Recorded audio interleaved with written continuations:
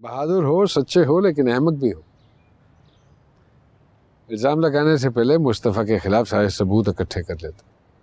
फर्ज करो अगर वो ये कह देता कि तुम झूठ बोल रहे हो, तो तुम जानते हो तुम्हारा क्या हशर होता। 30 साल से टीवी स्क्रीन पर जलवागर होते वर्सेटाइल और सीनियर अदाकार नुमान एजाज पाकिस्तान शोबिज इंडस्ट्री का चमकता दमकता सितारा हैं। उनका शुमार टीवी के उन मेगा स्टार्स में होता है जो किसी भी स्क्रिप्ट और कास्ट पर मबनी ड्रामे को चार चांद लगाने की महारत रखते हैं। हर तरह के किरदार में ढल जाने वाले नुमान एजाज अपनी अदाकारी से मद्दाहों के दिलो जुबान पर रहते हैं, मगर कभी कभार वो अपने बयानात की वजह से अवाम की तवज्जो समेटने में कामयाब हो जाते हैं। हाल ही में उनका एक इंटरव्यू सामने आया जिसमें उन्होंने अपनी जात से मुतालिक हैरान कुन इंकशाफात किए। ड्रामा इंडस्ट्री पर राज करने वाले नुमान एजाज पर एक वक्त ऐसा भी आया जब वो रो रो कर इंडस्ट्री छोड़ने की दुआ मांगा करते थे, लेकिन फिर उन्हें एक सीनियर अदाकार ने काम करते रहने पर राजी कर लिया। नुमान एजाज के ड्रामे मकबूल होने का राज क्या है, लोग उन्हें क्यों इस कदर पसंद करते हैं और कैसे माजी के एक इंटरव्यू की वजह से उनकी जाती जिंदगी मुतासिर हुई, ये सब कुछ हम बताएंगे आज की इस वीडियो में। जो रिसाला आप पढ़ रही है ना,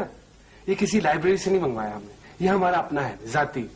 तो आप चाहें तो ये रिसाला थोड़ी देर के लिए रख के मैं सलाम का जवाब दे सकती हैं। वैसे थैंक यू वेरी मच, बड़ी मेहरबानी, शुक्रिया, करम नवाजी आपकी। 25 मार्च 2022 को बीबीसी ने पाकिस्तान के लेजेंडरी अदाकार नुमान एजाज का तफसीली इंटरव्यू किया, जिसमें उन्हें पहली बार अपनी जात को पूरी तरह सामने लाने का मौका मिला। बीबीसी को दिए गए इंटरव्यू में नुमान एजाज ने अपने करियर और मुनफरिद अदाकारी करने समेत दीगर मसाइल पर खुलकर बात की, जिसकी वजह से ये इंटरव्यू बहुत तेजी के साथ शोबिज और सोशल मीडिया हलकों में वायरल होता जा रहा है। नुमान एजाज ने अपने इंटरव्यू में सबसे पहले सोशल मीडिया ऐप्स इंतजामिया को आड़े हाथों लेते हुए उन्हें तनकीद का निशाना बनाया। उन्होंने शिकवा किया कि उन्हें ट्विटर और इंस्टाग्राम पर ब्लू टिक नहीं दिया जा रहा। 30 साल तक काम करने के बावजूद उन्हें वहां से ईमेल मौसूल होती है जिसमें उनसे कहा जाता है कि वो उनकी तस्दीक करने में मसरूफ हैं। इस हवाले से देखा जाए तो वो फनकार जिन्हें इंडस्ट्री में आए महज चंद साल ही हुए हैं, लेकिन उनके सोशल मीडिया अकाउंट्स वेरीफाई हो चुके हैं। उनके अकाउंट्स पर ब्लू टिक जगमगाता दिखाई देता है, जबकि नुमान एजाज जिन्हें 30 साल का अरसा गुजर गया है, उनके सोशल मीडिया अकाउंट्स अभी तक वेरीफाई नहीं हुए, जो कि बिलाशुबा अफसोसनाक और काबिल तवज्जो अमर है। अदाकार ने अपनी जात के हवाले से बताया कि उन्हें शोबिज में आए हुए 32 साल हो चुके हैं। इस दौरान वो स्क्रीन पर अनगिनत किरदारों में जलवागर हुए। शुरू दिन से ही उन्होंने अपने किरदारों में डूब कर अदाकारी की, क्योंकि वो काम से मुखलिस थे, जिसके नतीजे में उनके ड्रामे कामयाबी की मनाजिल तय करते चले गए। ताहम इस चीज का सबसे बड़ा नुकसान जो नुमान एजाज ने उठाया वो ये था कि इन किरदारों में डूब जाने की वजह से उन्हें बाज औकात बहुत ज्यादा तकलीफ भी हुई, जिसने उन्हें कई रातें जगाए रखा। बेहतरीन परफॉर्मेंस देने के चक्कर में नुमान एजाज को जिस तकलीफ का सामना रहा, उसकी वजह से वो कहते हैं कि वो अपनी अदाकारी का फन बेटे को नहीं सिखाएंगे। हालांकि उनका बेटा उनके साथ हम टीवी के ड्रामा संगे माह में अदाकारी के जलवे बखेर चुका है, जिसे देखने वालों ने बहुत पसंद किया है। सब ने नुमान एजाज के बेटे को उनके वालिद का अक्स करार दिया कि अदाकारी के मामले में बेटा भी वालिद के नक्शे कदम पर चल रहा है, लेकिन नुमान एजाज का ये बयान कि उन्होंने बेटे को अपना फन मुंतकिल नहीं किया, इस बात की अक्कासी करता है कि उनके बेटे जावियार ने अपने तौर पर अदाकारी के रुमूज सीखे और वालिद के कंधों पर आने की बजाय अपनी मदद आप के तहत शोबिज इंडस्ट्री में नाम बनाने का फैसला किया, जिसमें वो खासी हद तक कामयाब भी हो चुके हैं। दुश्मन से इंतकाम लेना हो तो उसका जिंदा होना बहुत जरूरी होता है।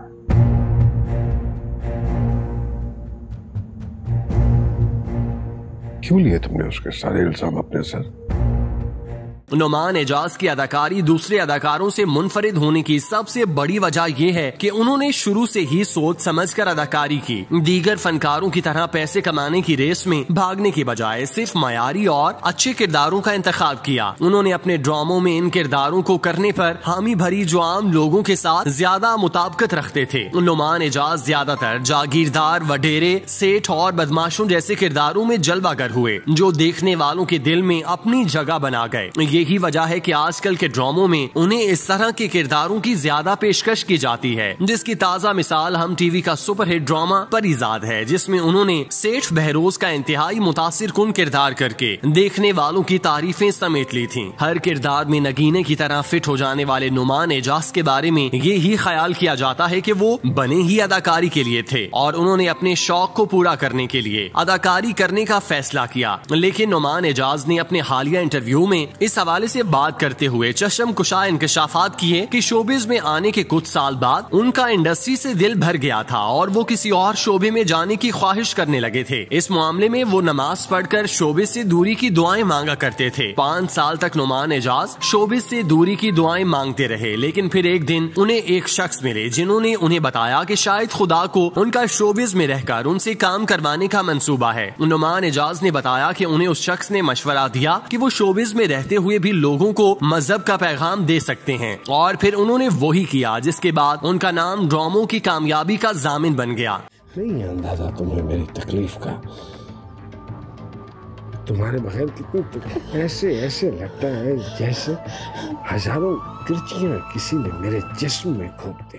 अदाकार ने दावा किया कि वो अदाकारी भी मजहबी तनाजुर में करते हैं और बावजू होकर काम करते हैं, जिसकी वजह से उनके ड्रामे कामयाब होते हैं। एक सवाल के जवाब में नुमान एजाज ने ये दावा भी किया कि उन्होंने जिंदगी में कभी अदाकारी के लिए मेकअप नहीं किया, वो ऐसे ही शूटिंग करवाते हैं। दौरान इंटरव्यू उन्होंने 2 साल कबल बीवी से बेवफाई करने और दूसरी खवातीन से मुआशके लड़ाने के पुराने इंटरव्यू का क्लिप वायरल होने पर भी बात की और कहा कि लोगों ने उनके इंटरव्यू के बारे में जस्टिस फॉर राबिया यानी उनकी बीवी के हक में पेजेस बनाकर उनके खिलाफ ट्रेंड चलाए। नुमान एजाज के मुताबिक उन्होंने मेजबान इफ़त उमर की जानिब से बार बार पूछे जाने पर मजाक में ऐसा जवाब दिया जिसका लोगों ने गलत मतलब निकाला था। ख्याल रहे कि 2020 में नुमान एजाज के पुराने इंटरव्यू के क्लिप वायरल हुए थे, जिसमें वो बताते सुनाई दिए कि वो हर खातून से मोहब्बत कर लेते हैं। उनके जवाब पर इफ़त उमर उनसे मजीद सवाल करती हैं कि फिर बेगम साहिबा, जिस पर अदाकार बेझिझक एतराफ करते हैं कि उन्होंने बेगम साहिबा को कभी इस बात का पता ही नहीं चलने दिया। अदाकार मजीद बोलते हैं कि वो इंतहाई अच्छे अदाकार और होशियार मर्द हैं, जिस वजह से उनकी बेगम को कुछ पता नहीं चलता। मज़कूरा क्लिप वायरल होने के बाद नुमान एजाज के खिलाफ ट्रेंड भी चले थे।